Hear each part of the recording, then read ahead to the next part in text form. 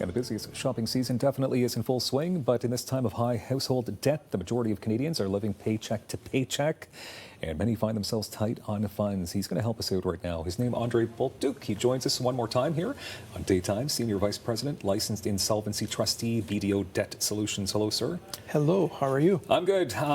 But, you know, it's not always a great time of year for some people, Canadians. What is the percentage of Canadians that are living paycheck to paycheck? The last Affordability Index we did, 53%. Wow. Yeah, a third of people even struggle to afford the basics at some times, and a quarter of people are feeling overwhelmed by their debt.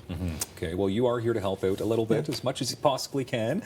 Planning ahead is going to help us avoid debt in December. Yeah, absolutely. There's a number of polls that came out. People are planning to spend anywhere between $600 and $1,600 on Christmas. $600 is just for the gifts. When you factor in food, drinks, traveling, it can be up to $1,600. So for families that are already stressed, it's a particularly stressful time of year for them. I know you're going to break it down here at different tips. So first of all, let's find out how you can determine how much you can afford to spend. Rule of thumb is up 1 to 1.5% of your annual income. So if you're earning $50,000 a year, you should dedicate about $750 for Christmas spending. Okay, seems reasonable. Yeah, and then what you do is you need to set a budget and to come in within those expectations, because we know that most people don't have a firm budget. Although they have some idea of how much they want to spend, they tend to overspend. So it's important to budget, to put everything in there, not just gifts. It's the entertaining and all those things.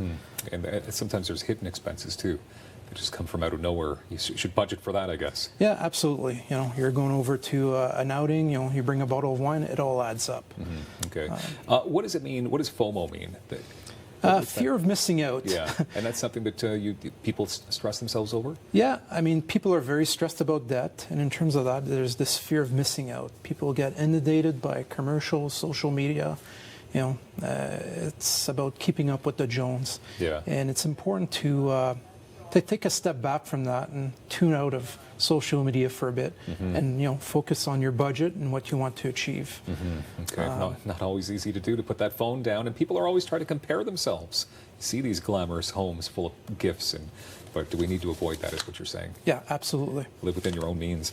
Putting a place and plan to pay down the debt has got to be a difficult thing to do, but how can we do that?